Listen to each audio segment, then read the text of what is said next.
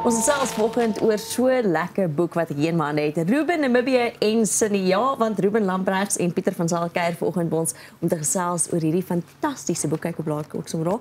Goeiemôre julle twee. Môre. So lekker om julle hier te hê. Ruben, vir mense wat nog nie jou storie ken nie, en ek weet nie hoe nie, want jou storie is oral. Waar het jou liefde vir diere en die natuur begin? Ek sal sê by my ouers definitief, vandat ons vir Cindy die Bobbejaan gehad het 31 jaar terug. Ek was nog eers 'n gedagte nie, maar dit het alles daar begin en boere toe met die tyd alle weesdiertjies vir ons gestuur en ja, ek sal sê dit het by my ouers begin definitief. Hoeveel weesdiere het julle tans waarna julle kyk? Jo, ek moet tel, maar ek dink is so min of meer 10 op die oomblik. Varke, Cindy, meerkatte, mongoose. So daar's nou 'n zebra ook. Ja, maar hy is baie stout in die tuin. Hy eet al my ma se rose op. So nee, ons gaan 'n plan moet maak, maar ons wil 'n donkie vir hom hê laat hy 'n maatjie het. Maar ja, want in die natuur skakel nie so lekker in by 'n groepie omdat die mannetjie zebra baie dominant is. Okay. So ons sal nou maar moet sien wat gebeur met hom, maar ja, daar's 'n eystervark ook. Sy kry kleintjies een van die dae. So 'n hele klein, ja. Daar Pieter sê so wat rarig, nice. Hoe het julle paai gekruis dat julle besluit het julle wil saamwerk aan hierdie boek? Dit was 2 jaar terug. 2,5 jaar. Wat jy oor huisgenoot geskryf het. Ek het 'n storie vir huisgenoot geskryf oor hom. Dit was net na die pandemie dink ek. En mense het hom begin volg, jy weet, ek bedoel tydens die lockdown, jy weet, het ons almal probeer ontvlugting soek en so. Ja. En hy en sy diere was vir baie mense so positiewe ding, jy weet, baie van mense, die eerste ding was hulle die oggend wakker word. Het hulle eers gekyk wat doen Ruben en sy diere. Ja. En toe het ek voorgestel as 'n storie vir huisgenoot en ja, toe dit van daar af begin, ons het in kontak gebly en toe ek hierdie idee kry van 'n kinderboek wat ek graag wil skryf, toe is dit by half die eerste pak wat ek gaan vra het, kan ek oor julle skryf. Pieter, hoe werk dit dan? Hoe as 'n mens so klink soos 'n uil. As 'n mens dan nou 'n kinderboek wil skryf, spesifiek hierdie ene, hoe dit nou gewerk, sal 'n mens nou het jy nou gegaan na Ruben toe gesê, luister, dis die plan wat ek het. Hoe voel jy daaroor? Hoe werk ons daar? Wat is die proses wat 'n mens volg om so 'n kinderboek? Maar ek het sy ma berus dat sy my gesê skryf vir my 2 stories, 2 kinderstories. Want sy het my vertel, sy toe hulle klein was baie vir hulle slaaptydstories oor die diere vertel. En sy het nog nooit die kans gekry om self die stories te skryf nie. So sê ek, okay, hier's ek sal dit doen. En ja, ek het vir soos duisende vrae gestuur. Jy weet, van wat eet hierdie ene, wat eet hierdie ene nie, wat se hulle gunsteling liedjie, wat is so dis reg soos 'n huisgenoot onderhoud met die diere gedoen. En ja, en daaruit vir elkeen 'n persoonlikheid geskep en 'n storie uitgedink oor, jy weet, wat sou nou 'n oulike slaaptydstorie wees waarin elke dier die held is. Die held is, ja. Pieter en Ruben, ek wil jou amper nou nie die onregverdige vraag vra nie, so gaan vir Pieter vra. Is daar vir jou 'n dier wat uitstaan? Ek is mal oor die vlakvarkies. Vlakkie is vir my baie oulik, maar obviously Cindy ook. Ja. Die spirit animal het Maar sy is my spirit animal, jy weet, na 50 raak jy half bietjie grommerig en is jy altyd lus vir klomp mense om jou nie, so ek kan nogal met daai identifiseer, maar ja, ek hou van die vlakvarkies al van kleins af. Ja. Ja, so Ruben, stories is belangrik vir ons almal. Van die begin van tyd af is ons maar wesens wat stories vertel. Ons dra kennis oor met stories. Ons dra ervaring en wysheid oor met stories. Baie van hierdie stories is seker vir julle gewortel ook in julle eie lewens, né? Ja. Is inspirasie van julle eie lewens. Soos jy sê jou ma, Pieter nou sê jou ma het vir jou stories vertel, slaaptydstories. Wat in hierdie boek op 'n manier vervat is. Hoe belangrik is die stories hier en hoe naby is dit aan jou hart? Nee, baie naby, want dit is eintlik hoe ons groot geword het met die diere.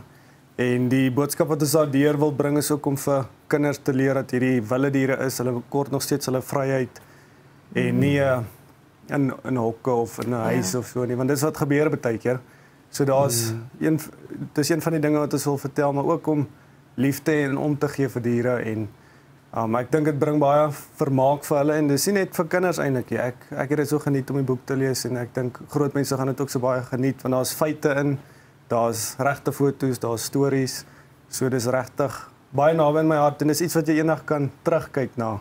As ek 'n oupa is en kleinkinders het en dis iets baie spesiaals. So ons is baie trots daarop. En daar's baie illustrasies in. Baie groot deel van die boek is geïllustreer. Wie het die illustrasies gedoen? Clarabel Joubert. Ek dink ja, dit is al van. Ja, sy het wonderlike werk gedoen. Baie mooi. Ek dink dit is baie oulik. Jy weet hoe sy al die diere ook hulle persoonlikhede vasgevat het.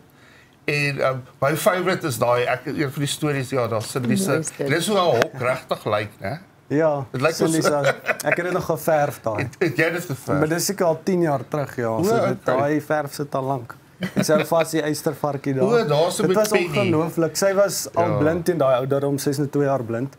En sy het so moedersinstink dat sy hierdie diertjie, sy weet eers wat dit is nie. Sy het nog nooit in haar lewe gesien nie, maar sy voel hy is 'n bietjie stekerig, want sy tel hom versigtig op en toe hou sy hom vas en sy wil hom nie teruggee nie en sy het 'n vreeslike moedersinstink ja. Hoorie maar 'n ander interessante feit hierso wat ek gou wil deel is iemand het vir jou $120 aangebied vir 'n sakkie van jou hare. En nie net enige hare nie, maar Ja. Ons gaan nou nie $120. Ek sien hom nie. Ek hoef nie te sê of jy dit gedoen het. ek het daaroor gedink, maar maar ek het gedink om Cindy se hare te skeer. Ek sou ryk gewees het vandag. Stukkie van sy hare. Maar mens kry interessante dinge so ja. Ja, dit was nog so lekker feit om te lees. Is daar dalk planne om hierdie in ander tale te vertaal en oorsee te publiseer? Hulle het die boek gevat na 'n Duitsland se boekmark toe. Oh wow. Ja, ek weet nie hoeveel ek daaroor kan sê nie, maar baie van Ruben se aanhangers is in Duitsland mos het. Daar's Franse mense wat gesê het hulle wil dit in Frans hê.